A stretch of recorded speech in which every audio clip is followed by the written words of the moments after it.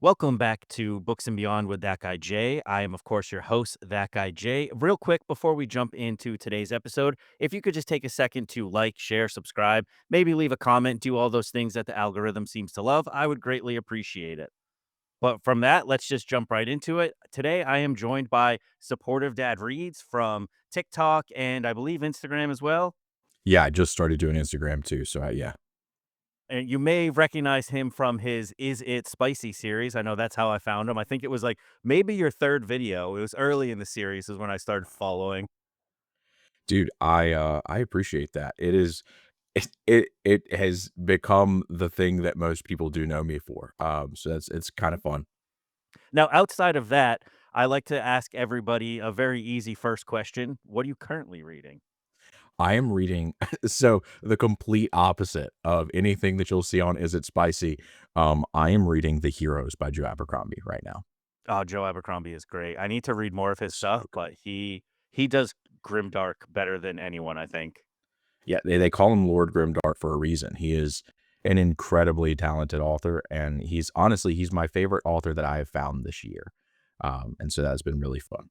I was actually gifted the whole Blade Itself trilogy recently by I don't know if you follow him, but his name is Dre on BookTok. He's a great guy and he's a big Joe Abercrombie fan. It's such a good series. It is oh, man. I have a hard time not gushing about that series because it's the first adult fantasy series that I fell in love with as an adult, and you're in for a treat. It is one of the best things that I have put my eyes to. It's so I've, fun.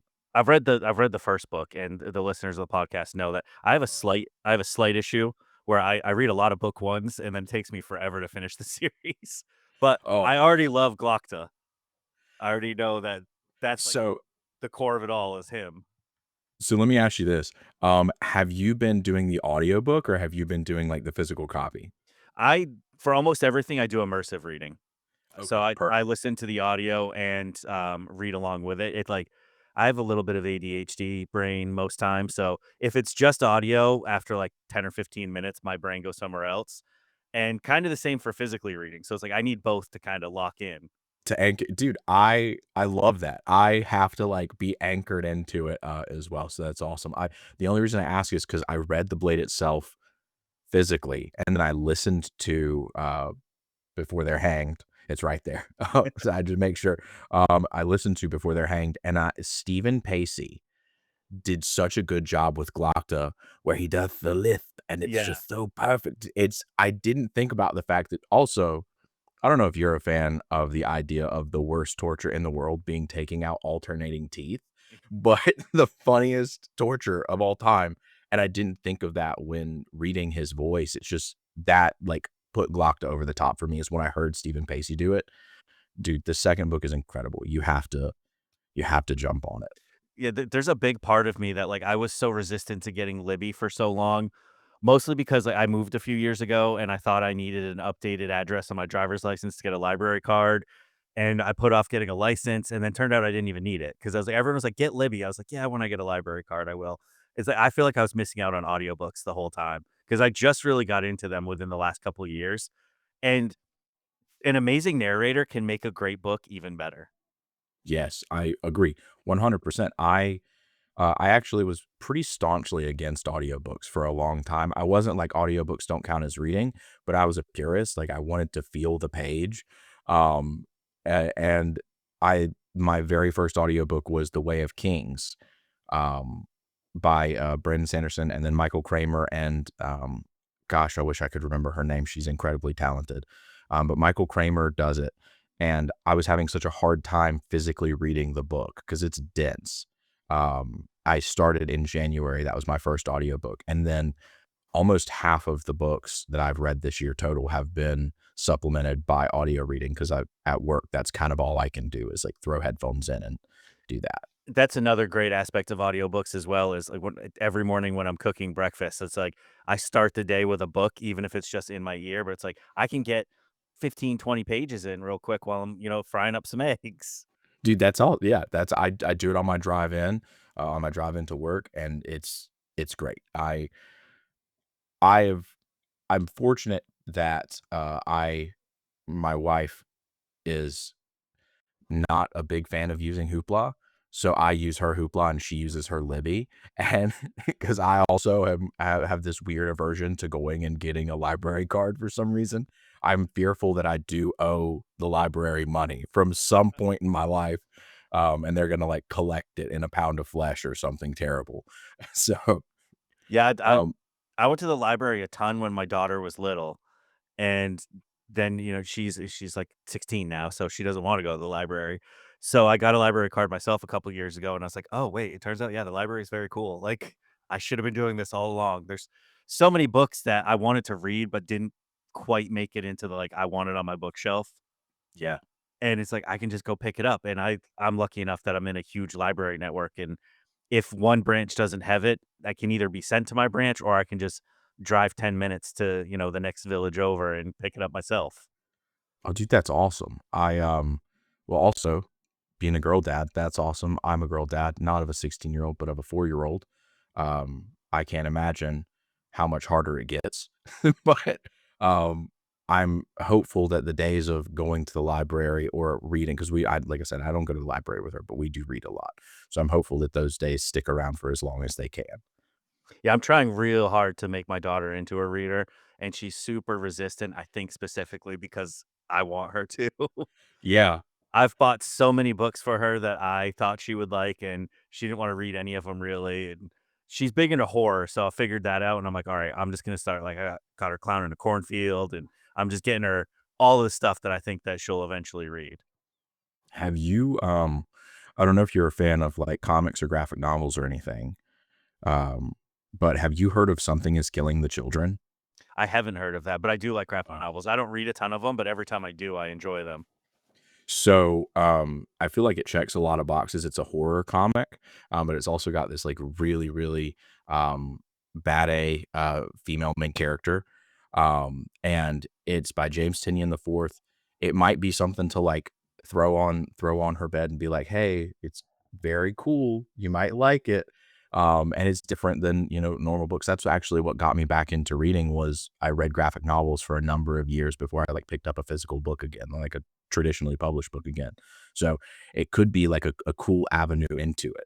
Yeah, I'll have to give that a try. For a while, she was into anime. So when I was out thrifting, I would just look for any mangas related to the animes that I knew she watched.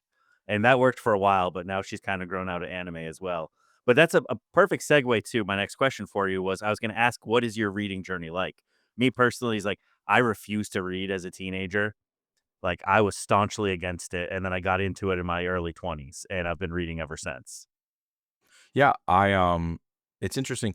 Uh I would like to circle back on your journey um to ask what like puts you back into like the mindset of reading, if you don't mind me asking that here in a little bit. Yeah, no, absolutely. I can Cool, explain cool. that. So I have been fortunate to grow up with someone who loved stories. My mom is a huge reader. She has like a library 3 times over. She has somewhere upwards of like 2,500 to 3,000 books. And she's a big reader. She's always been a big champion of stories and storytelling. And so from a very young age, that was what it was. So it was she would read us stories or she would tell us stories. And so I fell in love with stories pretty early. And then obviously I think as any kid of like the 90s does, like I saw Aladdin and I saw Hercules and I was like, this is the coolest hero's journey of all time. And my little mind couldn't comprehend, and I feel like I've chased that in any form of media. But as I got older, I was in like my school had the accelerated reader program and you got to like read books and then take tests on them. And then at the end of the semester, you could turn in your accelerated reader points for certain items. And most of the time they were book related. So it was just this like vicious cycle of reading books. That's kind of Um, cool though. it was super cool. So I actually got, and I still have somewhere around here, a box set of the first 4 Harry Potter books. And that was the first thing that I remember falling in love with as a reader were those books. And that was just you know, growing away from that, my grandmother also read us, like, Lord of the Rings growing up, and so in my adolescence, I was I thought myself very cerebral. I thought I was like I think as any like 14, 15-year-old kid does, like you just think you're the smartest, coolest person that's ever lived, Yeah. and you have to read books that reflect that. And so I was this like pseudo intellectual teenager who knew nothing but thought that I was like I thought that I had it tapped. I thought I was like into something really cool. And at that time, I just read, like, a lot of, like, young adult stuff, like, Going Bovine, by Libba Bray, um, anything John Green, as cliche as it is, anything John Green was, like, massive, and then, those types of stories, like, I remember Twisted by I think it was Laurie Halse Anderson, and she also wrote Speak, those types of books that were about, like, you know, young adult struggles were things that, like, I was really drawn to. And then throughout my early I played music, when I was young, so, like, that's how my wife and I met was I was playing a show and she was in the crowd. And so when I was playing music, I wasn't really picking up books, so I was, you know, from, like, maybe every now and then intermittently, I would pick up books. And then after my wife and I started dating, that was one of our favorite date things where I would give her a book and she would give me a book, and we would just read series that each other liked. And then I think after about like 22 or 23, I just stopped reading. I don't know why. It just kind of like fell out of favor with my hobbies. And in 2015 or 2016, my wife was like, "Hey, you need a hobby." And I was like, "Okay, you're right. I probably do." And so I started. I've always loved superheroes. I'm like a very superhero person. So I've got a bunch of I think just superheroes have always been something that I really enjoyed. And so I was like, okay, I never really could afford comics as a kid, so I'm gonna buy them now. And I bought comics, and that led me to like trade paperbacks, and that brought me to graphic novels, which then full circle brought me back around to reading traditional novels. I'm sorry, that was a long-winded answer, No, that's but great. That's that's great, kind of yeah. where it was. See, How about for you? What in flipped high the school, switch? I just, like, I was so adamantly against it, I don't know why. My grandmother was a librarian, she was the librarian for my school, which makes it even worse, and I just wouldn't read, like, it was to the point where I've told this before on the podcast, but in when I was, like, 24, I went back to my hometown, and, I saw my English teacher from high school, I had him for 2 years, and I had it my senior year, and I was like, "Mr. Norton, I'm never gonna read books once I'm done with college. This is stupid." And I walked up to him and I was like, we made small talk. He asked how everything had been, and I was like, I just wanted to apologize. He's like, "For what?" I was like, "I realize now at 24 that 17-year-old me in your class was an ass." Like, I was such a jerk. I was like, I read all the time now. I was like, I even contribute to like an MMA website, like writing short articles. And he was like, "That's great." Because I was like, I told him, I was like, "I'm never gonna use this. This is dumb." But so the way I got into it was halfway through my sophomore year of college. I decided that that school was no longer for me. And I left and I joined the Navy. But I had 4.5 months from the date that I signed up until I went to boot camp, and I was living with my older sister, and I didn't really have any friends where she lived. All of my friends were in school, and it's like you can only play so much Xbox every day. Yeah. It's like I had a part-time job working nights restocking shelves at Best Buy, and then all day I was bored. So eventually what finally got me was everyone had been talking about the Da Vinci Code for about a year, and I was like, I saw it at Borders bookstore, and I was like, "You know what? Let me just see what this is about." And I was like, everyone is so hyped on this. I'll give it a try. And I absolutely flew through that book. I don't know if you've ever read it, but it has super short Yes. chapters and you just get hooked. And like, you're like, all right, one more chapter, one more chapter. And from there, I was hooked on his books. Then I went to boot camp and obviously didn't read for a while because boot camp. And then I had a 6 month schooling after that. And then I immediately deployed. And it's like I was on an aircraft carrier and it's like a lot of hours in the bunk with nothing to do. So I just read books. Dude, that's awesome. I love that, Dan Brown is a universal experience.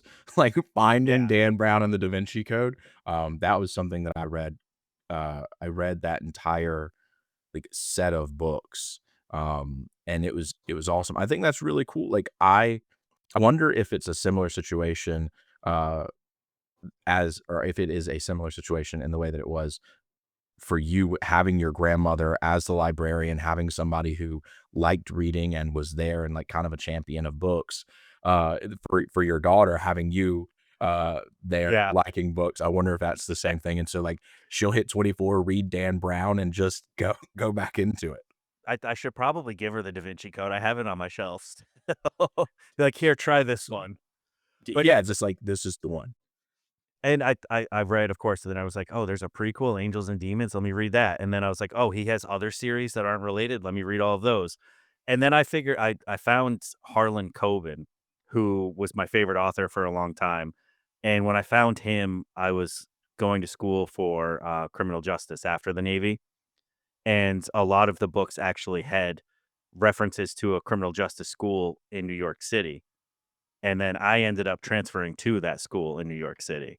And so it was like, I thought it was the coolest thing reading books about Manhattan, and I was going to school in Manhattan and, like, making this connection with a new city that I'd never really been to before, and read him for years, and then Game of Thrones, the show, and everyone getting hyped about that is what finally brought me to fantasy. 'Cause I was like, "All right, well, I'm the type of person where I need to read something before I watch it." So, I wouldn't watch the series. I got the first book, and I was like, "Oh, I think I'm a fantasy guy. This is awesome." And Dude, since then, it's been a lot of sci-fi and fantasy. that's awesome. I have had such a hard time finishing book 1 of Game of Thrones because they did such a good up to the point that I've read a good one for one for the first season. Yeah, man. Um, but that's so cool. I would love to be able to, like, pick up a series and start reading something and then be like, "Oh, I go here. Like, this is where I'm at." Like, that seems like such an interesting way to ground yourself in the story and to also, like, endear a city to you at the same time, like, Yeah. to find a love for the city in real life and through the books. That sounds awesome. Yeah, I mean, even I've been in New York City in the area. I've been here since 2007, and even now, if a book mentions summer, I'm like, "Oh, I know where that is." Like, See, I know that. it's like there's an episode of Family Guy where Peter Griffin, when he's at a movie, and they say the title of the movie in the movie, Yeah. he's like, "Ah, that's what it's called." It's like, that's me every time I'm reading. That's so fu I just finished reading The Fractured Dark, by Megan E. O'Keefe. I don't know if you're familiar with the Devoured Worlds trilogy, um, but if you're not, you should read it. It's I incredible. have some of her books. They're on my list that I need to Ugh. get to. It's so good. She's a really good, she does a great job of making sci-fi really accessible. I think a lot of times it's either over-explained or under-explained, and she just has this perfect it just makes sense. Or at least to me, I think she does a great job of that. But she did that in the last book that I read by her, The Fractured Dark. There's a line where one of the characters says, "And I slipped into the fractured dark of my mind." And I was like, "Oh, they did the thing. They did the thing." And I thought immediately of that scene where he's in the theater and he's like, Yeah. "Ah." Oh, that's so funny. So what are you reading currently? I am finishing up Dracula, and I just finished, Nosferatu by Joe Hill last night. I've been doing let's see if I can reach it. I have this mug here, and I just have a bunch of fall-themed books in here, and I've been doing that as a TBR jar. So it gave me 2 Joe Hill books in a week, and, turns out I'm a Joe Hill fan. They've Dude, both been great. I had no idea that Joe Hill was, the son of Stephen King, I have until I'd never Mer read it before, and I read it this month, which ate up, like, the first 2 weeks of October. That's a grind to get through. And I was haven't like, read any skiing. King is King is great, but, he can be hit or miss.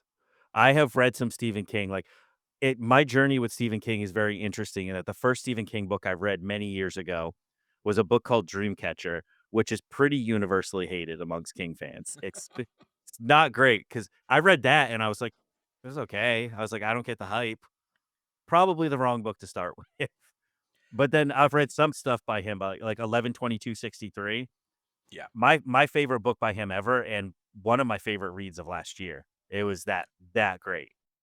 I just not I just, but a friend of mine, Rachel, sent that to me. She's incredible. She has a ton of great recs, for, like, horror and stuff.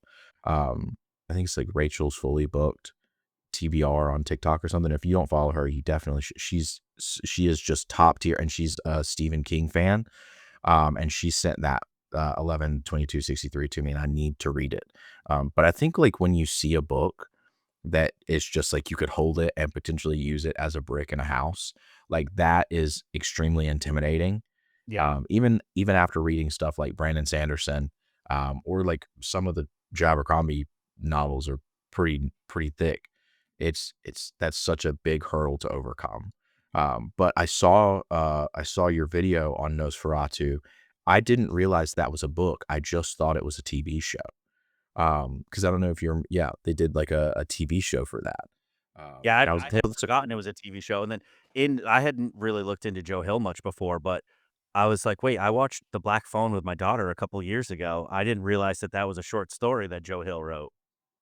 I'm learning that right now, this instant. Yeah, It's and really cool. I'm finding out from the comments of one of my other videos, I think Heart Shaped Box, the review I did for that one, there was a bunch of people in the comments telling me about all these short stories that he's written, and I'm like, "Oh, I love a good short story," especially towards the end of the year, gotta bump my numbers a little bit just for Yeah.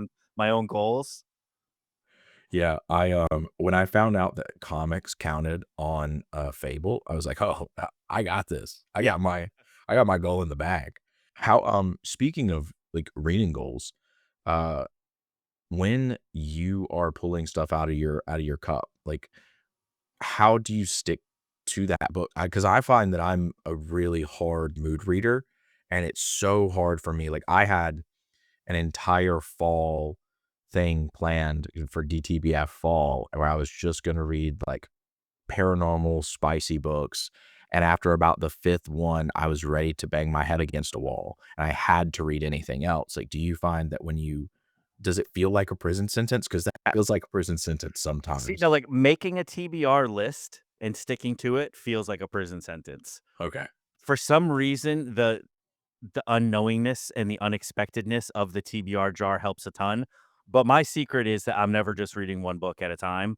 I always have something else to fall back on if, like I especially like, I'll pick some lighter books that are maybe a little bit easier to follow, and I'll listen to those on audio before I go to bed at night. So it's like I have a way of mixing it up. Like, I had never read Harry Potter before. I think I'm a little bit too old to have gotten into the movies when they came out, and I Yeah.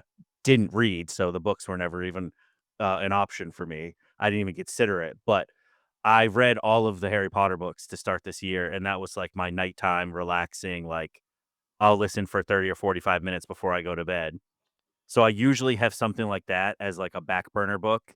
I'm working my way through, like, a sci-fi series by Kevin J. Anderson from the early 2000s that no one's ever heard of that I really dig, and there's 7 books and they're all 900 pages, so I think I've read 4 of those, and I usually those were, like, my nighttime book for a while, and Dracula was my secondary book now, and so I usually always have something else on the back burner that I'm slowly picking my way through, and that way, if whatever I pull from the jar isn't cutting it that day, I'm like, "Well, I can just read this instead."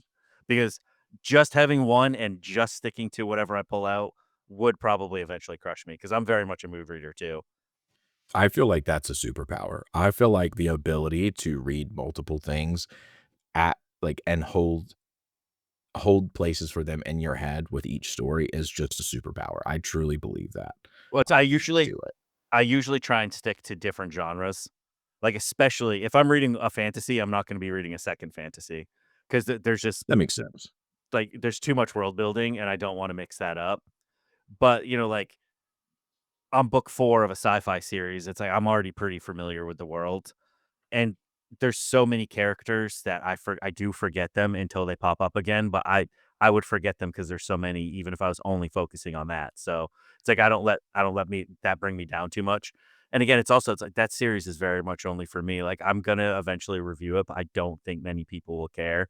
Like, it's a pretty big undertaking for a series that, like, if you check Reddit, it's pretty mid according to Reddit.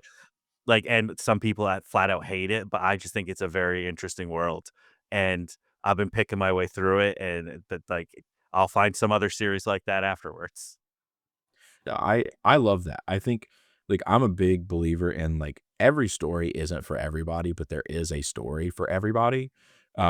Like, and so that's a perfect example of it. Like, somebody might think that that's the worst thing that they've ever read, but if you enjoy it, that's what matters, and that's I think a lot of people, especially on, like, the online book community, seem to get caught up in, like, "Oh, if it's not popular, I can't talk about it," and I hate that because you lose gems that way.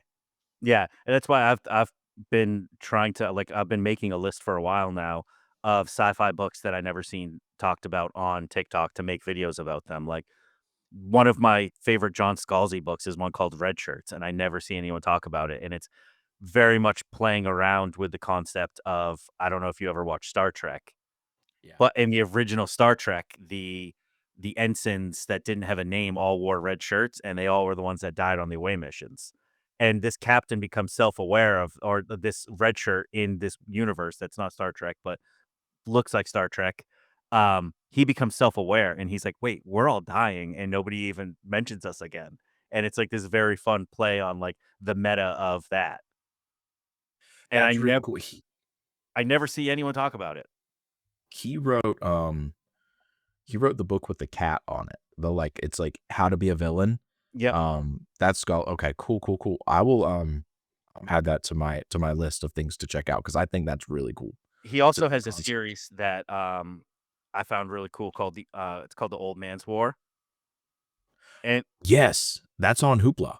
yeah, the concept for that is that when you get to a certain age, you can enlist in the Earth, like, Space Force, if you will, Yeah, and it's very secretive, nobody really knows about it, but what they do is they essentially make you 20 years old again, but with all of your lived experience, so you're an 80-year-old in mind and, like, a 20-year-old super soldier that that's so go cool.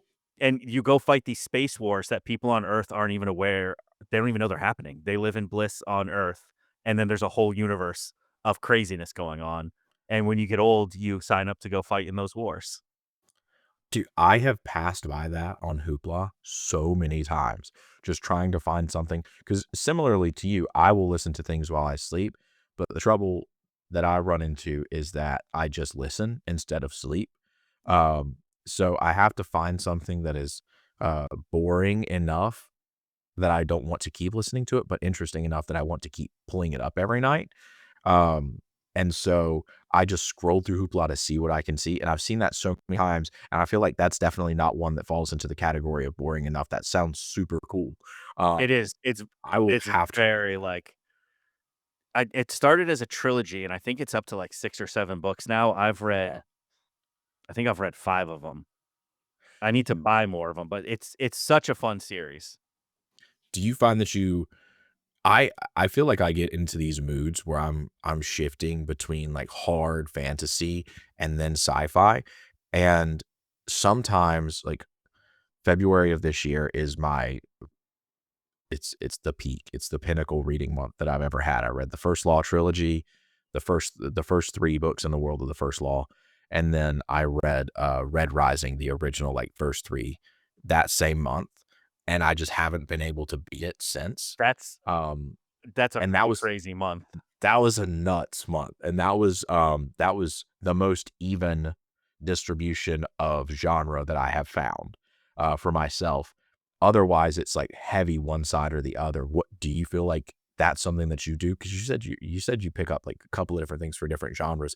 Do you ever feel like you're, like, more leaning towards reading this sci-fi or reading this Yeah, fantasy or I definitely go through waves. Like I started this year and I looked at my reading stats because we all talk about them at the end of the year. And I looked at yeah. 2024 and I was like, I call myself a sci-fi guy and I didn't read that much sci-fi. So I leaned heavy into sci-fi in January. Like I started the Three Body Problem and I started the Sun Eater series. And that's actually when I started this series that I've slowly been picking my way through. And I think I read a John Scalzi one. And So the first, like, 6 weeks, maybe even 2 months was heavy sci-fi, and then I've kinda been mixing it up this year more than any other year.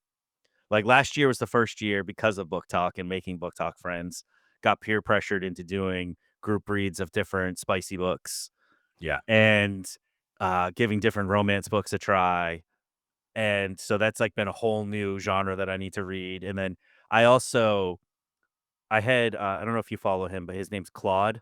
Yeah, yeah, yeah. I had Claude on the podcast probably month and a half ago, and we were talking about we both kind of figured out in the same moment is like this entire year for both of us has been us discovering that we love slice of life books.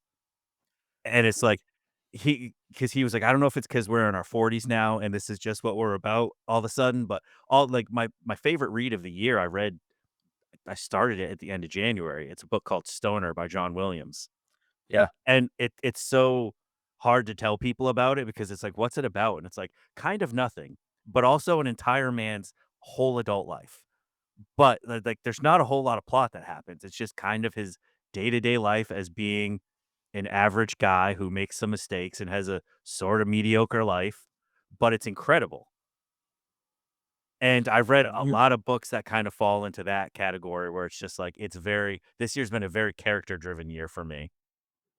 I think I would agree. I would agree. It's been a very character driven year for you. No, I mean, like for myself, I have found that because this is really the first year that I've been back reading traditional novels. So I started posting on Book Talk in November of last year, and it started with me just like picking up my wife's books, and I wanted to like get familiar with the books that she was reading because she's always been a reader. Like when we first started dating, we would share books, like I said. So she just kind of never flew off the train that I did. Um, and I started picking up her books, and like my very first video is me like talking about whether I would read a book based on the cover. It was like judging books by their covers was the thing. And so that I was trying to familiarize myself with what she wanted to read, and so I could, we could connect over that. And slowly, I was got more into book talk and got all these recommendations and found myself really drawn towards heavily character-driven stories. Um, and I haven't read very many slice of life books or any that I can really recall at this point. But you are the second person who I have heard speaks very highly of Stoner. Are you familiar with Sam, Hetty? Hetty Reads? Yeah. Yeah, he spoke pretty highly of it as well, and I think he's, like, pulling out of a barrel that most people aren't even aware of, it feels like, with the stuff that he's reading, and so I feel like he's got a good head on his shoulders in terms of, uh, I think things that I would enjoy as well, and so it's interesting to again, that you're the second person who's mentioned that, and I feel like only a couple of weeks, I feel like he was just talking about it pretty recently, um but as I get older, I do find that there are things that um, I would love to find more stories about just like small sections of what's happening in someone's life, as opposed to this like grand adventure. I think the hero's journey is great. I think that following somebody through the coolest thing that they could do is really fun. But I also feel like it would be a really cool story to have somebody go through a week of their life, and it probably is just a regular week, like the Seinfeld of books. So I'll have to get you said it's Stoner by John Williams. Yeah. Yeah, and that Perfect. it's really just to give, like, a quick elevator pitch for it. It's about a guy named John Stoner, and when he grew up on a farm in Missouri, his family was pretty poor. When he turned 18, his father was like, "I'm sending you to university to study agriculture so that you can come back and make our farm more profitable."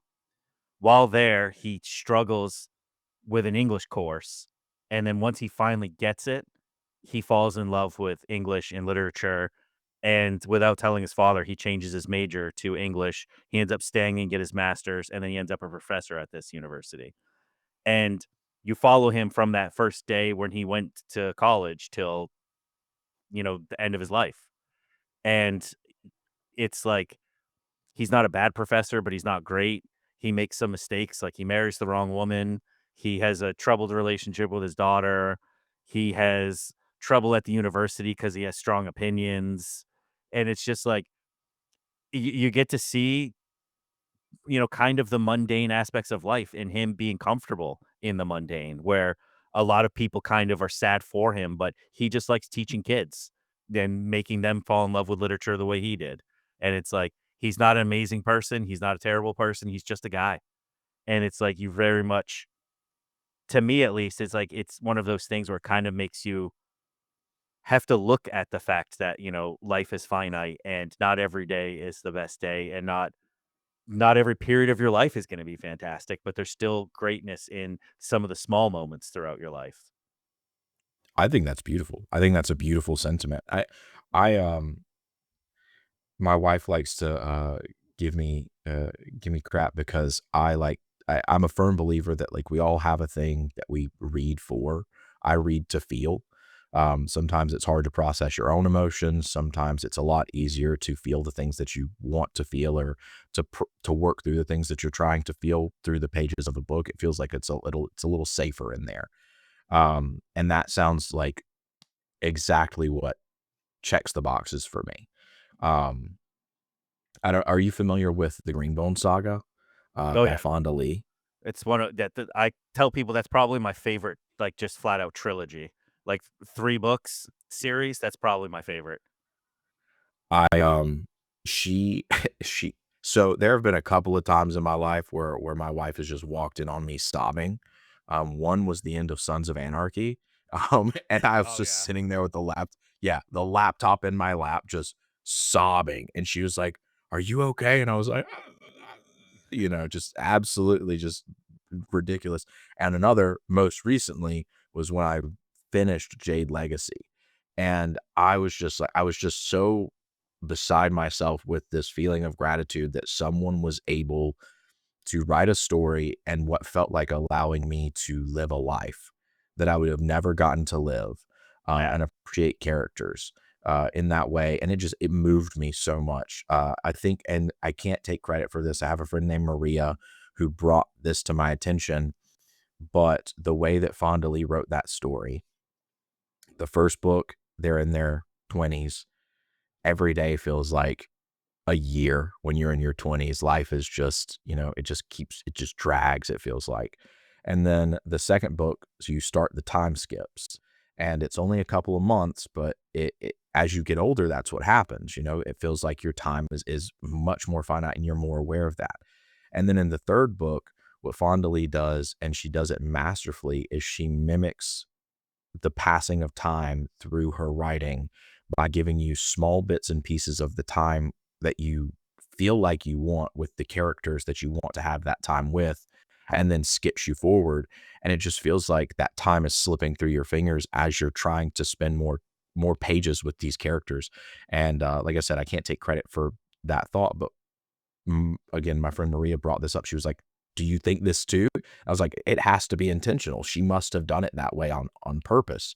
And it was just such a beautiful thing to see, again, life and the passing of time perfectly mimicked in pages, and feeling that. Like, I've still, like, this, if I think about it too hard, I will sob. Like, I will Oh, yeah. uncontrollably cry. It's beautiful. And that's the First Law trilogy is my favorite adult fantasy that I've read as an adult. The Greenbone Saga is my favorite series that I've ever read, hands down, bar none. Just because of the emotional impact. Like, I didn't feel this way at the end of the First Law or at the end of Red Rising, or, it just, oh, I'm glad that you've read it. There are so many people I have been infecting the people at work slowly but surely. There's a couple of readers sitting around me, and I'm like, "Hey, you should read the Greenbone Saga." And it's like a disease that I'm trying to spread. No, it's amazing, and that was, like I said, I have an issue where I read book ones, and I'm kind of like, I call it, like, shiny object syndrome, where it's like, I want to be in all of these worlds, so I jump around, and I took a year between book 1 and book 2, and immediately read book 3 after book 2 because I was like, "Nope, this needs to keep happening," and regretted not just binging it, and, when I reread it someday, because I will, I'm gonna just binge all 3 of them in a row, and to your point about everyone reads for a reason and feeling is yours. And I think that that's such an underappreciated by some people aspect of reading fiction in particular, and especially genre fiction, is there's so many people who are kind of purists and elitists. And if you're not, reading the classics, then it's not, challenging your mind and you're not learning anything. And it's like, one, it's been proven that just reading in general is good for your vocabulary. Everybody knows this, it's basic. But two, I've read some genre fiction books that absolutely blew my mind in terms of like Stephen King, for example, with Pet Cemetery. That is a spooky, terrifying book, but it also handles grief in such a real and relatable way, especially as a parent. Like I don't know that that book would have had the same impact on me if I read it before I had my daughter. But as a parent, there's stuff that happens in that book. Don't want to give anything away, but you see the effects of grief on a young couple, and it's very real, and it's very relatable, and it's very raw, and it's like, it doesn't have to be a classic to explore these very human conditions. I think horror is actually underappreciated for that in general, because at the core of horror is just life can be very scary. It's not always the monster that's scary, but they use the monster to evoke that emotion in us, and then you relate to all these other things. Like, there's a lot of scary stuff happening in Pet Cemetery, but in the back of your mind, you're like, "Oh my gosh, I'd be so broken if I was them." Yeah, I love that. I love that outlook.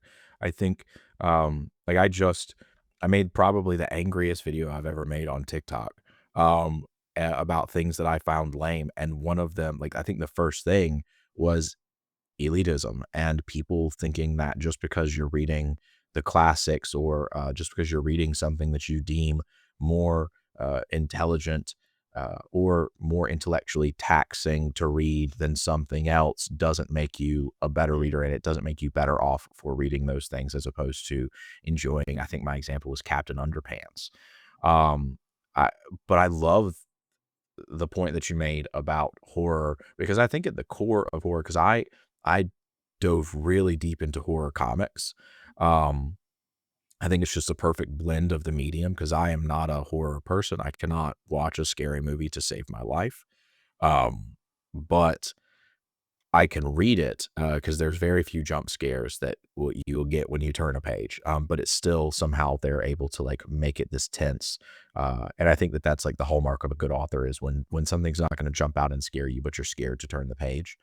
But I found that a lot of the things that I loved about these books were that exactly like you said, like it truly was kind of a mirror to the human condition of all of these other things that you feel. And most often I found that at the core of all of it was hope. That seems to be like the underlying message of a lot of horror stories or horror movies or horror media in general is that um, these things are livable. Now, obviously, there are things where at the end everybody dies, Yeah. but I think the core of it is like the things that you're hurting and the things that are hurting you, things that you feel like are unsurvivable, are in fact survivable. Um, I love that you see it in a similar way or see that through that media. Yeah, and some of the classics are fantastic, and they're classics for a reason, but another conversation I've had before on the podcast too is just, I think that's something that's so cool about the current era that we're in, and Book Talk in particular, exposing so many people to books that they wouldn't normally read is, like, I love fantasy, but in general, a lot of classic fantasy follows a very Eurocentric white point of view. And it's been cool for me to read African-based fantasy and Asian-based fantasy, and they have dragons too, but it's different. The the way they physically look is sometimes different, the way they interact with the world is different, and it's like, again, fiction can be a great place to learn about other cultures or other experiences. It's like everyone thinks you have to read nonfiction to get this kind of stuff, but it's like, no, it's like if you read the Greenbone Saga, like you're gonna learn about some cultural differences that we wouldn't have in the United States. Like there's a lot of that aspect to it, and I think that Book Talk has made all of that more accessible, and it's given some of these people a voice where they wouldn't, as authors, where they wouldn't normally have one, which I think has been amazing for everyone. I agree, other than the fact that these Asian authors keep hurting me, Oh, um, like, dude, uh, they're killing me. I'm scared to finish The Grace of Kings because Ken Liu is incredible. Have you read that? no, I The haven't, but Dandelion that's I have book 1 and it's high up on my TBR. Dandelion Dynasty is so the first book reads very similarly to, like, a history book. It's like it does this really interesting thing where it, like, goes from very high level overview of, like, these are the events that happen, and then it, like, dips down into first person, and you're in the event. It's very cool. But I agree, I think that, like, I wouldn't have found that book. I wouldn't have found, Evan Winters. I wouldn't have found, the Greenbone Saga. I wouldn't have found uh, golly, I wouldn't have found any of these, but any of these books, I wouldn't have Yeah, found any of them were it not for BookTok. Um, and I think that it again, there are so many a lot of like Eurocentric, uh, you know, a lot of those stories are what you're gonna see on shelves. A lot of those stories are gonna be the things that people talk about. But again, like, the stories that I love, the stories that have broken me the most this year have been by authors that don't look anything like me, about characters who aren't anything like me. If I wanted to read the story of a fat white underwriter, it would be a very boring story. Like, I wanna read these things, and they're way cooler than what I've got going on.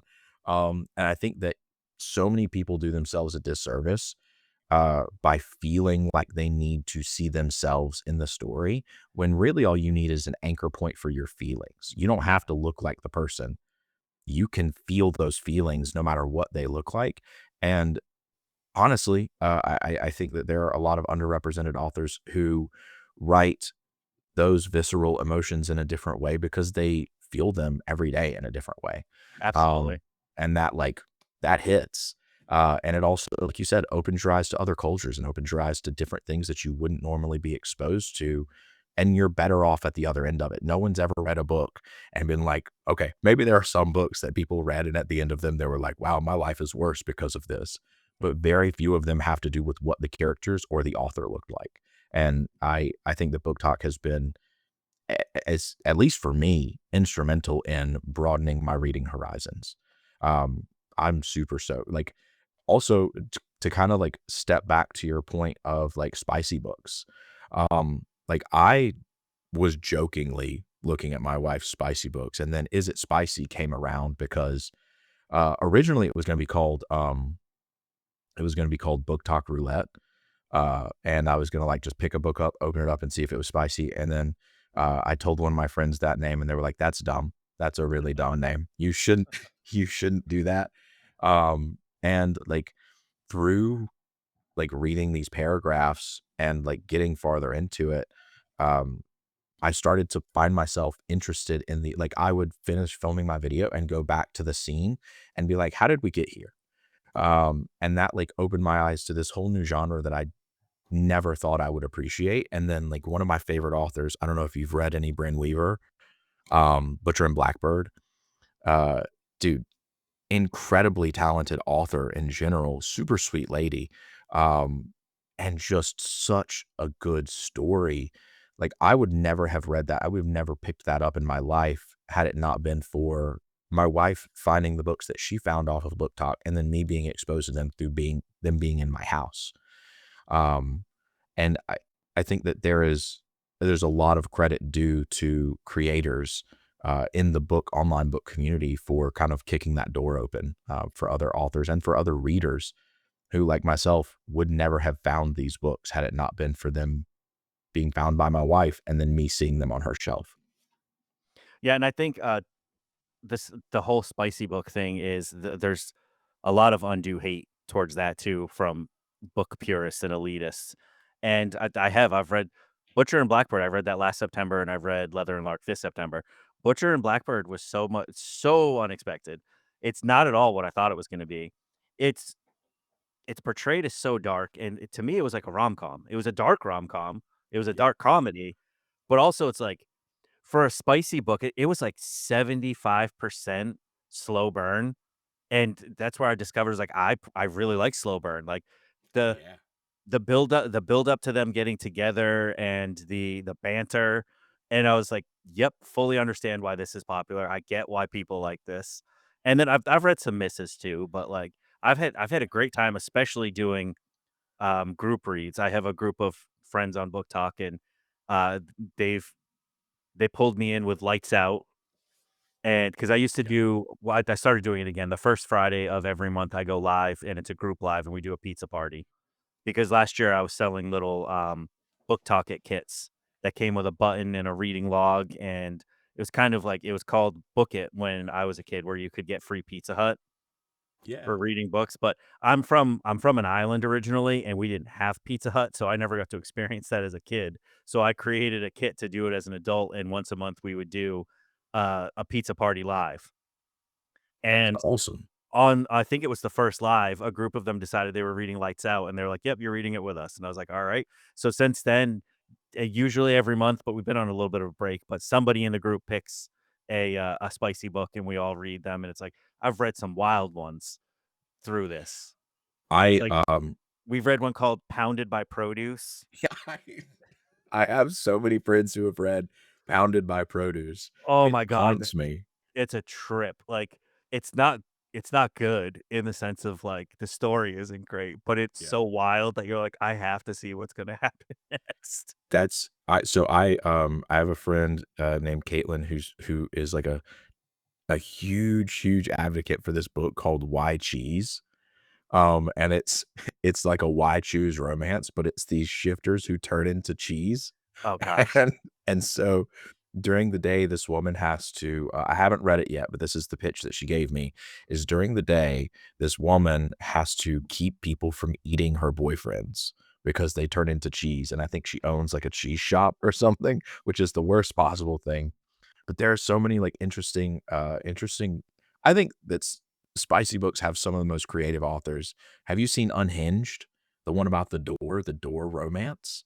No, but Um, I've read one called Forked, where it was about a sentient fork, and it ended up being this, like, really cutesy story, and basically what it is there's a super soldier from World War II stuck in, antique silverware, and he's in the fork, and this super introverted girl, like, thrifts this set of silverware and realizes that there's a dude in one of them, and, they fall in love, and there's a whole story behind it, but, yeah, it's by, Ruth Cardello. I had her on the podcast as well, and she's, like, the sweetest lady ever, and she just comes up with these, like, feel good in the end. Most of her books apparently I didn't even realize this, but she's written over, like, 50 books.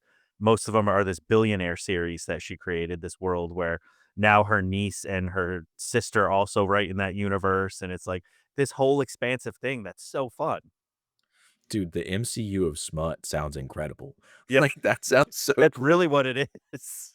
I think, like, to your point about it getting a bad rap, um, I think that I think that a lot of it is rooted in insecurity. Absolutely. As someone who initially when I started like when I first picked up Fourth Wing and I opened it to some random page and I was like, "Oh, that's what's happening in these Yep. books?" I was like, "Why are you like what's the purpose of reading this?" My wife was like, "It's a great story." And I was like, "Okay." Like I understand that like it happens in media and that, like, I watched Game of Thrones. I saw Hodor at that lake, Yep. like I know what's going like I know that there's like a bunch of stuff going on in all forms of media.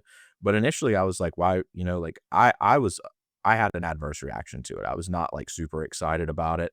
Not that I was like, you shouldn't read this, but, like, initial, like, gut check was like, "That's is it not enough?" And I think that that's, like, a lot of I thought for me, I was like, "Oh, am I, like is it because 'cause I'm not 7 foot tall and a demon?" Is Yep. that why you, like, wanna read stuff like this? And, as I, like, familiarized myself with it and really did find an appreciation for it, I realized that a lot of the people who are against it I think have to feel that same way. Like, they have to be and I think even in that same TikTok video, I made a point where I was like, "Stop hating on people who read this stuff." It's just it's I found that a lot of the people that I've talked to feel like it's a really healthy way to express themselves. Because I think when you're reading, you're trying to especially when you're reading and you're sharing the stories that you're reading, it's like you're trying to find people who feel similarly to you, whether it's people who are also reading the book and consuming that media, or it's the author themselves, or even the characters in the book. They're feeling the way that you have felt, and it makes you feel less alone. And I think for a lot of women, especially, as I am a son to a mother, I am a brother to sisters, I am a husband to a wife, and I'm a dad to a daughter. Like, I think that a lot of the time women are put in these boxes where they're only allowed to feel the things that we want them to feel in the way that we want them to feel them. And so I think that a lot of the spicy books and a lot of like women who read them have found this like reclamation to their sense of self through these books. And I think anybody who has an issue with that really has an issue with themselves and really just feels down on themselves, because there's no way you could see the good that this is doing and think that these things are bad, or think that people are less than because they're reading these things. And even myself, reading some of these stories, I have found out more about me through these stories. So I can only imagine what it's like to be someone who these books were actually written for. Because I'm the first person to tell you, like, if I didn't like this book, that's okay, because 'cause I'm not the target audience. Um, Yeah, but, I've like, I've said that exact thing before too, because there's some where I just know it's like, it doesn't matter that I didn't like it. It's not meant for me. yeah, exactly. It's like, Morning Glory Milking Farm, you know? That was not I don't know if you're familiar. I just heard the premise of that one the other day. Imma tell you right now, uh, it's not for me. And that's okay, because 'cause I'm not the target audience. But there have been a couple like that where I just, like, I read it and I was like, "Oh, this isn't for me," but I can understand that, like, the idea that there's just this person who wants to love and dote on you is an appealing thing, and I don't think that there's anything wrong with that. Now the graphic depictions of, mythological genitalia is a little too much for me, but, I'm sure there's a big audience for it. I've read a book called The Dragon's Bride. I believe it's by Katie Roberts, Katie and Robert, that's on my list. Brandon Woodley recommended that to me. Yeah.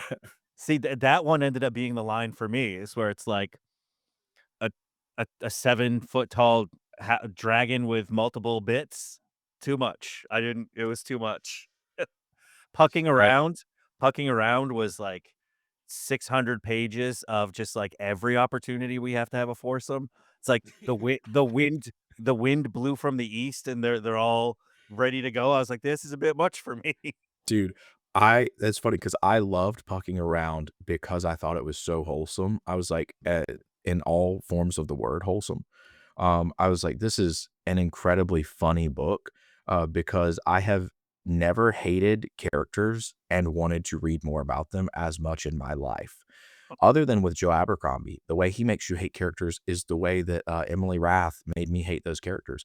I thought they were, like, all as dumb as could possibly be and continued to make the worst decisions possible, but it Yeah. was kinda cute at the end, you know? Like, I get the appeal. I have a friend in my group where we read these, Michelle. She absolutely loves that series. She had already read it, and she was the one that recommended it. And I get why she loves it. She's like, "I just love the family that they become," and it's a found family, and I usually love found family, but it's like, yeah. I think maybe if it was 400 pages instead of however many it was, I was like, "This is just it just keeps going." It's like, Yes. at some point, can we take a nap? At some point, we gotta stop. Rachel Price is the sorest person in all of professional sports. It has to be. Like, just Has has to to be. be. Oh, man. But it was a fun read, and every single one of them. I've only rated one spicy book really poorly, and it was because I just I took a big issue with the main character. She was supposed to be, I think, 18, but she was super immature. She read more like a 14-year-old. She very much read like a middle school or freshman in high school wrote what they think it's gonna be like to do spicy stuff when they're older, and then also some of the scenes were, like, borderline against her will, because Yeah. it's called Broken Bonds, and it was a why choose, but it's a forced thing where they have to be in proximity for the men to get certain special powers from her, and it's like, they end up being able to, like, basically force her to want them, and it's like, "This feels gross." Yeah, that's And my also, line. the first spicy scene in the book, like, a guy's holding her up against the wall, against her will and then uses the verbiage wet folds, and I was like, "I'm out. Nope." Like, just no. I mean, actually, I, yesterday in my memories was my hate review of that, where I gave it 1.5 stars just because I was like, I have to at least give it more than 1 because I did finish it. But it was for a book club. But besides that, there's some that were kind of misses, but for the most part, I've taken something away from all of them where I can get a chuckle or like, I get why people like this one. And then there's yeah, even I haven't read any Abby Jimenez, but, like, I've seen people like, I'm friends with a guy named Vic Reads, I reference him a lot for this, where yeah. he started his account by being like, "Oh, I hate romance. Screw romance," and then he read Abby Jimenez, and he's like, gave it 5 stars, and was like, I almost teared up, and it's like, man, it's like, there's some really human elements to these with some great, beautiful stories. He reviewed a Kennedy Ryan book, if I'm not mistaken. It was like, "This is a bang like, this is great. This is Yeah. what romance is about." Vic's a funny guy. He Uh, is. and, his lotion videos are hilarious. He just So, posted another of those, I think, yesterday. I saw it was like a reading it was like it was a stitch, and it was like, "Reading Yeah. can help improve your life your quality of life," and he, like, slams the book and the lotion down on the table and, like, does the eyebrows. As soon as he did that, I was so mad too because I was like, "That is the perfect video for that to stitch." I was like, "That is the perfect reaction to it." Like, he nailed it. I find that, like, when I'm trying to create content, I can't do stitches. I can't do, lip syncs. I feel like I'm not creative enough to come up with any of the cool or, like, perfect responses in those types of situations. Like, I see a video, and then I see something like that video where it's like, "Oh, man, that was the perfect thing. I could have never come up with that in a million years." Um, and the ones that I've tried my hand at have just been crash and burn failures. So I appreciate anyone who's able to, like, pull off good content in that way. And there's some people that will talk crap about some of the BookTok girlies that do a lot of the lip syncing. Go try one. They're freaking Oh, hard. it's hard. It's And so hard to do. I've almost taken a couple down that I did because I swear it was perfect when I watched it, and then something gets out of sync when you post it, and I'm like, I look like an idiot because I could have sworn I nailed that, and it's not good. I, so there's this book warehouse outlet near me. It's this, like, massive, people on Book Talk seemed and, like, Instagram as well, because like I said, I recently started posting over there. People seem to, like, really like the book warehouse outlet easily.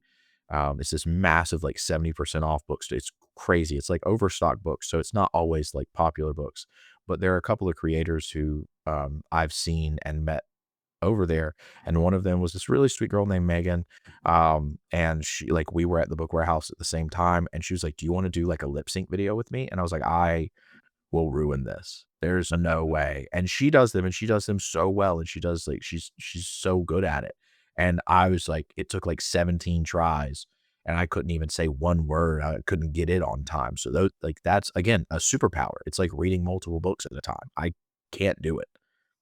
That it's a lot of people write it off as, like, low effort content, and I'm like, "No, go try them. 'Em. They're not easy." I would do more of them if they weren't so hard, because they really are. Well, speaking of content, what like, I am, like, I'm a big, like, talk shop kinda guy. I love to figure out what people like, what brought people into creating content. What was your first foray into it? Is this the first thing that you've done? Were you like a did you do Twitch? Did you do YouTube? Like, how did you find your way into, like, creating content, and how did you find your way into this avenue of it?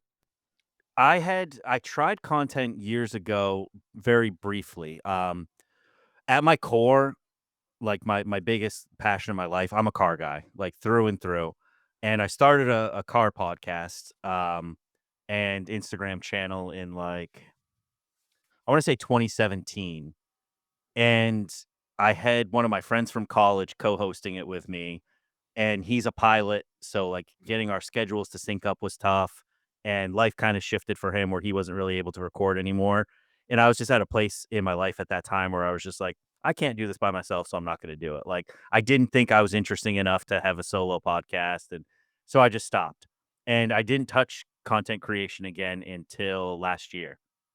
I had been on BookTok since, like, 2022 as a viewer, and I had no intentions of ever making content. I just didn't think that that was something that was in my wheelhouse. But I saw, like, all of these people forming what looked like very real friendships and very real community, and in 2017, I, injured my ankle, and I have a chronic pain condition from that, so I spend a lot of my life in bed or, like, in a recliner. I don't get out a lot. I don't have a typical career. I don't go to a 9 to 5. So, kind of, like, existing on my own little island, and I was, like, commenting on stuff, and I was like, "I feel like the only way to really join these communities is to put myself out there the same way that they are." So, it took some working up to it where I just did videos of, like, my bookshelf to audios where it's like, "Show me what book you're reading," and I would do that, and then I tried voiceovers, and those are so much harder, I don't know why.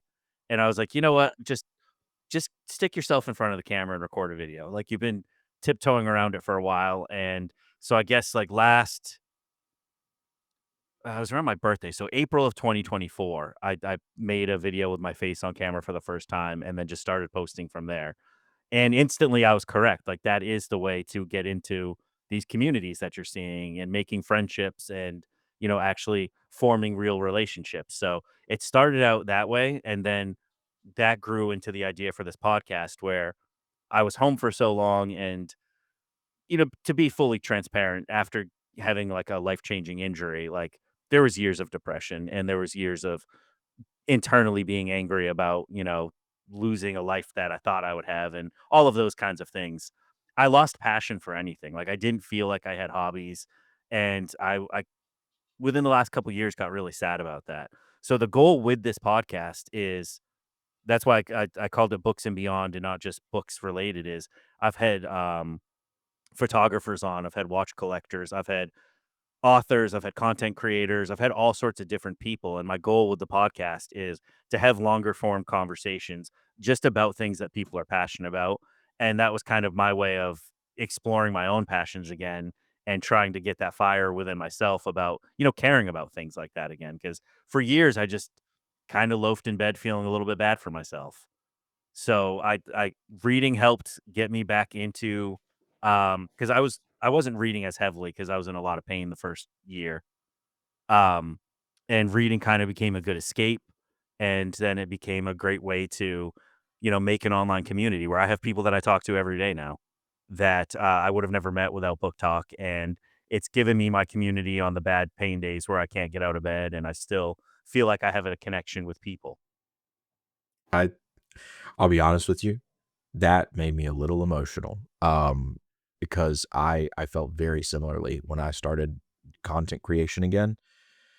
Um, I think that's beautiful, and I think that that speaks to the I hate to keep using the word beautiful, but I think that that speaks to the beauty of the community that you can find here. Like the fact that what you were seeing was real, genuine friendships, and that's what made you want to post video with your face and find that.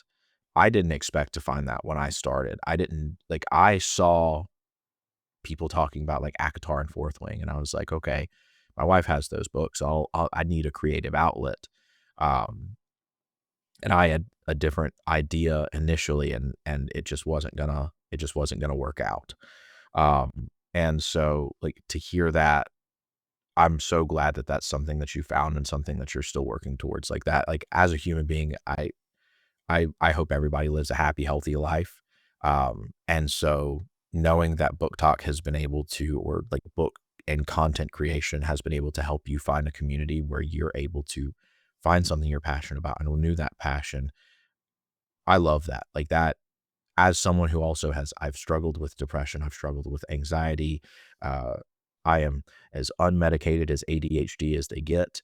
Same. Yeah, I, I, it's a struggle and it's really hard, to like find places where you really feel like you fit in. And it's really hard to find places where you feel like you can talk about the things that you love and about the things that you're passionate about. And so, you're not just doing that for yourself, you're giving other people a space to do that. You gave me a space to do that, and I think that that's beautiful. I really appreciate that, man. Yeah, it's I mean, it's been awesome because it's like one of the biggest struggles was that all of my hobbies were required some amount of physicality, and it's, like, not even, like, being an athlete, but people would ask me, like, "What's your favorite thing to do?" And especially when I lived in Manhattan, it's like, I like to get off on a random train stop in a part of the city that I don't know that well and explore. And especially I was into photography at the time. It's like I like to go walk around with a camera, find a cool cafe, find a cool restaurant, go through parks, take pictures of people. That was my that was my jam. I loved that. And it's like I can't really I walk with a cane now and I some days I can't walk too far even with that. So it's like that was really hard to lose and it was like there was a big part of me that's like, "I'm never gonna care about anything again." You know, just being a grouch because pain can do that to you. But Yeah. the biggest thing that this journey has taught me is, like, I really like creating content. That's a hobby itself. I like trying to come up with video ideas. I've liked figuring out improving my lighting and getting better microphones, and it got me back into photography as well. Um so grateful to be surrounded by some amazing people on BookTok. A group of them came together and donated money for my birthday in April so that I could buy a camera again because I didn't have one. I sold it years ago after my injury because I had to pay rent. So it's like this really is I think a lot of people who aren't in BookTok might kind of ha-ha at it and think that it's just a bunch of people, giggling about spicy books, but it's like there is a very real community here of fantastic people. For the most part, I've been on the internet since like 1997, and every online community I've ever been part of has been pretty toxic, especially in the car world. Like that led to a lot of physical fights in my experience. For the most part, book talk is pretty drama free. There's little spats here and there, but I'm thankful that it's not the corner that I'm in for the most part. Yeah. And everyone I've met has been really cool, very nice, and everyone's here for the same reasons. Everyone wants to share their joy for something. And I think I figured out over the last couple years is that up until recently, reading was a pretty niche hobby. It's getting more popular again, which I love. But then if you focus that down even more, being a fantasy reader is even more niche than just being a reader. So it's like you have a whole group of people that are just real excited that someone wants to talk to them about this very niche hobby that they have. Yeah. I think that's awesome. I agree. I've been very fortunate to find a great group of people and friends that like we're in a Discord server together and like I've met a couple of them in real life now. I'm going to a signing in West Virginia to meet another one of my friends and his wife. Like it's these are like real true tangible friends. And they're all just as excited as I am to talk about these nerdy little books or these Yeah. like wacky little stories. And like I said, it's hard to find someone who's willing to give you like even one-on-one in real life, a platform to talk about the things that you find really interesting. A lot of the time people are like, "Hey, shut up." Like I'm not into that. But I will say, one thing that you just said struck me because it's one of my favorite quotes that I've ever read, talking about how pain makes you a grouch. And it is from Sandan Glokta. Um, there's a conversation that he's having in book 2, and this isn't a spoiler or anything, but I think that it's a beautiful quote. Um, this person asks him, they say, uh, "How are you like this? Why are you an inquisitor after what inquisitors did to you? Why are you torturing people after what people did to you? Wouldn't you have empathy?" And he says, "Empathy? What's that?" And he like winces, like rubs his leg. He says, "It's a sad fact, but pain only makes you sorry for yourself." And I love that. I thought that it's one of the most like poignant things that I've read in a really long time. And I just love the idea that you are aware enough of what pain does to you as a person and knows that it like sucked the passion out of you and Yeah. made you like this grumpy, grouchy person. And then that you've been able to like start to heal yourself and find a place where you're able to find that passion again. Like I said, um, I love that, man. I appreciate you sharing that with me. Yeah, and there's a part where Glokta in book 1 is walking up some tower stairs and, internally describing the pain, and it was like maybe that's why I liked the first book so much is and hi I mean, he's an amazing character, everybody loves him, but, it was so relatable because it's like the way he was describing pain was very very visceral and real, and I was like, "Yep, that's exactly what it's like," and um, it's a hard thing. I've just actually started opening up about what I have is called CRPS, complex regional pain syndrome. I started talking about it a little bit on TikTok because it's not well known, and it's something that I've figured out that from seeing other people do so is that you kind of have to share your experiences with things like this because not everyone knows about it, so not everyone knows, not to feel bad for you, but to know how to have empathy for people in those situations if you don't tell them. Like, I made a video describing how I went to get Dunkin' Donuts one day, and it's something that I never used to think of before, but I have to open multiple doors in my apartment building, and I only have one hand because the other one has a cane, and it's like, before I was, had a disability, I didn't think of those types of things, and I think it's one of those things where until you're in these situations, it's very easy to gloss over them and not think about accessibility issues, and that's why I think I've been so offended when people say audiobooks don't count, and is like, 1, they absolutely do, but 2, it's an accessibility tool for so many, and I think that accessibility is a thing that, doesn't get talked about until you're in my situation where you had to live it to feel it, and it's like, I look back and I'm like, "Damn, I should have paid attention better," but it's really easy to overlook it if it's not happening to you. Yeah, I I'm fortunate that the only ways that, my body fails me are just because I'm short and fat, but, you know, uh, I I can it's almost similar to, like, the idea of, like, underrepresented authors, like, there are underrepresented lifestyles, Yeah. and ways that people live and things that people go through on a daily basis that you don't see, and I agree, like, 100% to your point that if you're not talking about it, some people might not know about it. And especially as someone who's eloquent and articulate, I think that it is like you also have a responsibility to the community as well to like share that with others. And I think it's really cool that you've started to talk about that. Yeah, that's something new that I'm trying to do is whenever something pops up in, like, my day-to-day life, I'm like, this is probably something that people don't think about," or, it's even with content creation, like, there's days where even sitting for too long hurts, so it's like, that's not something that a lot of people think about. Again, like, I never did before it was me, and I, uh, I had never heard of this before a doctor told me I had it, like, I didn't know it was a thing. Yeah. Well, it's like, I like I didn't realize, for instance, like as it's different, but like ADHD, I didn't realize that that was what was going on in my entire life until someone told me, and I was like, "Oh, that explains everything that's ever made me feel like everything was wrong." Yeah. And so I can only imagine what it's like to like hear something and be like, "This is your life now," because that's kind of how it felt when somebody was like, "This is you. Here's the box. There you go." Um, and that's a tough thing. I I can imagine. I'm not nearly strong enough. I would just sit in a chair and wither away. Um, I did plenty of that for years, it's like, I, uh, I felt bad for myself for a while, and I felt angry for a while, and I learned to, it sounded ridiculous to me at first, but it's like I kind of had to mourn the death of a life that I thought I would have, and, mourn for the hypothetical version of me that was in my brain, and just kind of have to, reassess and refigure out things because it didn't mean the end of my life. It just means that life changed.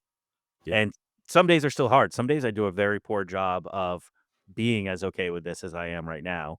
There's still days that I'm angry about it, and there's still days that I'm a bit mopey and probably grouchy, but figuring it out as I go. I mean, that's kind of what life is. We're all figuring it out as we go.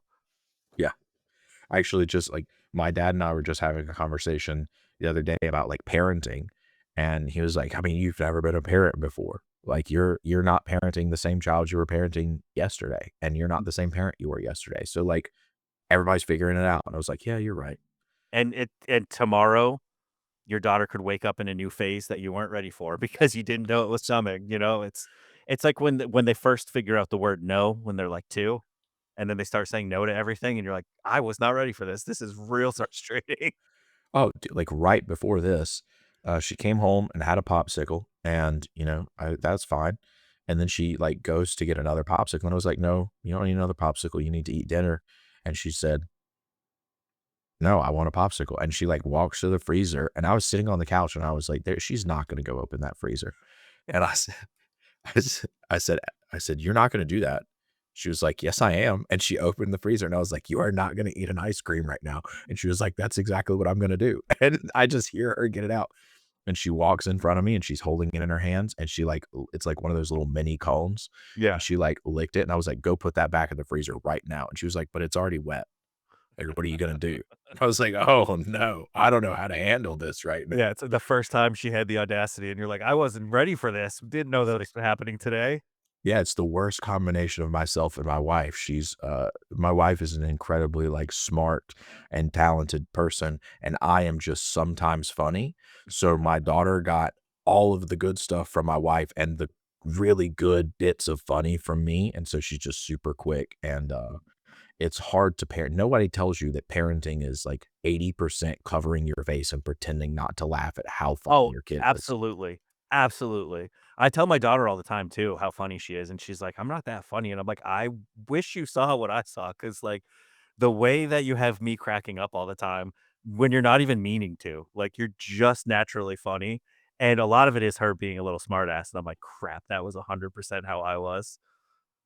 It's like, I am so fearful that because of how, like, whip smart and just, like, funny, my daughter is at 4, I feel like I'm not prepared for every other age. I'm just not, and I'm certain that if she's anything like me, if she's gotten more of what I had to give than the humor, um, the teens are gonna be awful, and I'm just gonna laugh the whole time. It's gonna be a terrible time.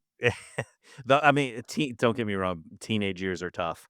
The hardest part about teenage years is other kids, I will say that. I'm not Teenagers are They're all going through I mean, I think back to middle school, and it's probably the worst time that you ever exist. Being in middle school is terrible. Being, like, 12 to 14 years old is just, like, you are so uncomfortable within your own skin, like, you sound funny at times, and your body's changing, and you don't fully get it, and everybody is just so mean to each other, and that's the time where they should be the nicest to each other because they're It's all going through the worst days of their life. It's like the empathy doesn't click on until about, like, 25. Yeah. I feel like there was, like, I've almost think that when I turned 25, like, I could feel the switch, and maybe it was an aneurysm, and this has all been a dream after that, but I could feel the empathy switch turn back on. But no, I can't like, kids even now, like, kids, like, she'll come home and she'll say things about, like, what happened at daycare, and I'm very much a I'll take care of it. Like, I'll go talk to a teacher. I'll go talk Yeah. to a parent.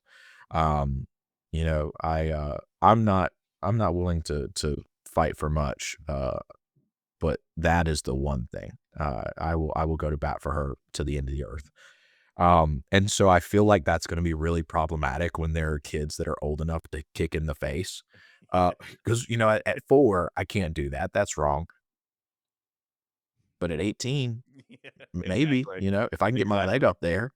Um, but I feel like that would be really tough, and I'm certainly not, like, a patient enough person, or near nice enough of a person, um, to not say something to a kid that's mean to my kid, and I see videos where it's like you see and, like, I'm sure you've seen the videos where it's, like, a parent and their kid was getting bullied, and the parent is just going off, and it's made to look like the parent's being, unreasonable, because realistically, as an adult, you shouldn't scream at a 12-year-old, uh, but I can only imagine being in that parent's shoes and seeing somebody do something, like, mean to my child.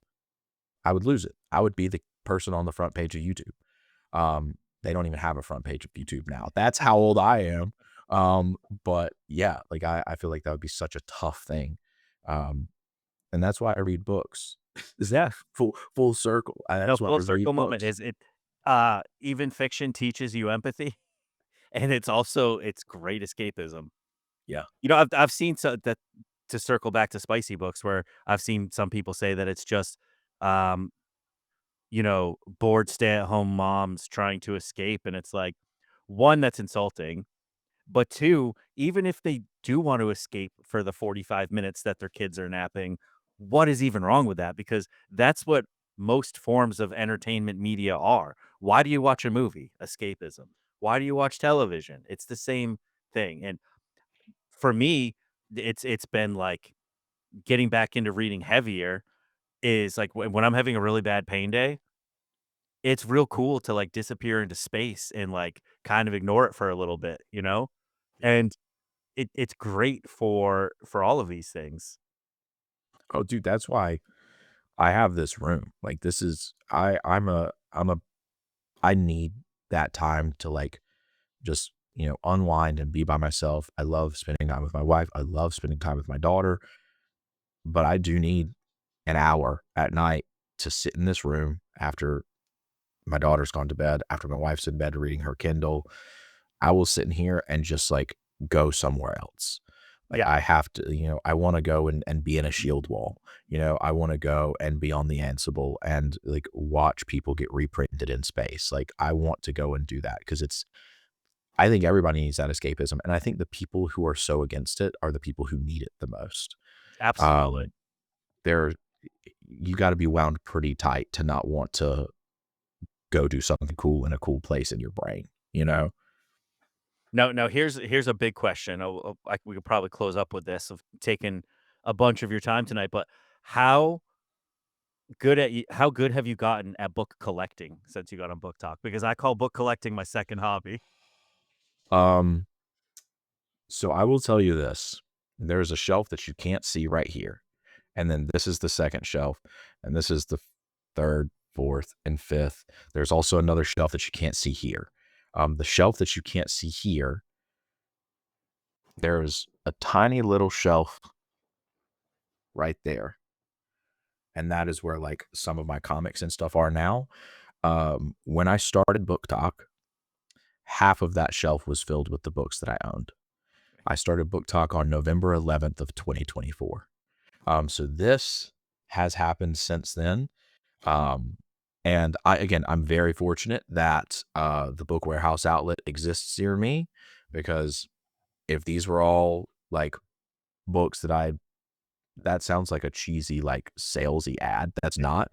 Um, the Book Warehouse outlet's great. They I should don't sponsor even you. know. Yeah, they're cool people. But I have gotten a lot of these are gifts. I'm really fortunate that there are publishers who send cool books.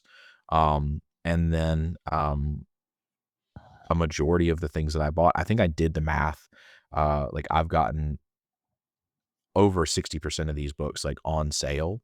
And I am the worst at curating this shelf. I know what I like.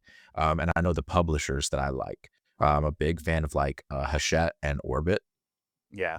Like Orbit, like if I see that little black circle, I know that it's going to be something there's like a reasonable chance I'll enjoy. I have yet to read something published by Orbit that I don't like.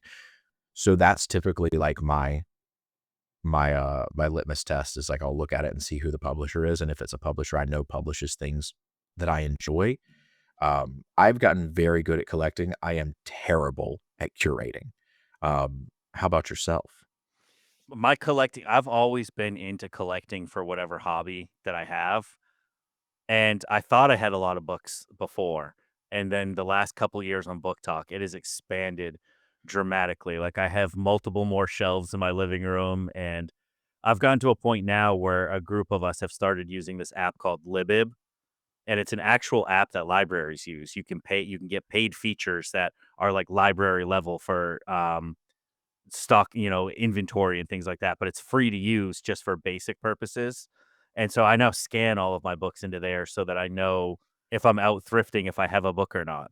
Cause it's like, it's gotten to the point where mine's not even that bad, but like there's times where I'm like, do I have this at home? I don't know. And now I can check right in my phone with this app. So my collecting has reached the nerd level where I have a database that goes with me. That's incredible. Please send me the name of that I in a will. message so because between my daughter, my wife, and myself, I counted. and at last count, because there are books that just, like, show up. There's a portal somewhere in my house that leads directly to, like, a Barnes& and Noble warehouse, and books just somehow find their way here. Um, but at last count, we're around, like, 1,200, and I think before I started BookTok, we had maybe 200. And those were probably maybe like 300 between my wife and my daughter. And I'm again, the ADHD, the hyperfixation in me will like I'll be like, all right, let's go to the store and get books for all of us. And Yeah. that is probably the most healthy, unhealthy thing that you can possibly do as a consumer. And I But also I also roll the dice a lot and buy full series before I've even read book 1, just assuming I'm gonna like it. I Because also, I don't like the way it looks on the shelf with just 1. You it gotta doesn't have look them good. all. It doesn't look good. I agree 100. I am looking at multiple so I just rearranged my shelf in order of the top row are books that I have finished and enjoyed enough to keep, and then the second row starts the books that, like, in order of I want to read these or I need to finish this series. And then so on and so forth in order of, like, the interest level that I had when I was rearranging my shelf the other day. And so I rearranged my shelves over the summer, and I got real frustrated because things didn't fit. I got a new shelf, it didn't go where I wanted it to. So, it's like that project took from, like, the 1st week of July till the middle of August because they just ended up in stacks on the floor. And then I finally got them in a place where I like everything, and I'm like, "I might be out of room again." Like, I need yes. another shelf. It's awful. I think about adding things to this, and I'm like, "I can't. I can't buy books." So now I have Yeah, because I would have to move this over here, and then that messes this Yep. up. It's yeah, exactly. Like, if I put something in the top shelf, everything has to shift downwards. Um, but yeah, that's so funny. I fully cannot only have a singular book in a series, but, um, this has been awesome, man. I really appreciate you, like, talking with me and, like, No, this is great. this has been fantastic, and, this is an open invite. You're more than welcome to come back on because I know that there's hours more of book-related stuff we could talk to or Yeah, talk about. 100%. Dude, whenever you need me, let me know. I'm always happy to carve out an hour and a half on a Wednesday. I'm down. Sounds good, and for anybody who's listening that may not already be following you, it's Supportive Dad Reads on TikTok, and is it the same handle on IG? It is, yeah. And those are gonna be linked below down below in the episode description if you wanna get to those easily, and thank you so much for taking a little bit of time out of your Wednesday night to hang out. No, thank you so much for having me, man. This was incredibly fun. I really appreciate it. And as always, thank you for taking a little bit of time out of your day to join us here on Books and Beyond. And again, real quick, if you could like, subscribe, maybe even leave a review on one of the podcasting apps, that goes a really long way. I appreciate all the support so much, and I will see you again next week.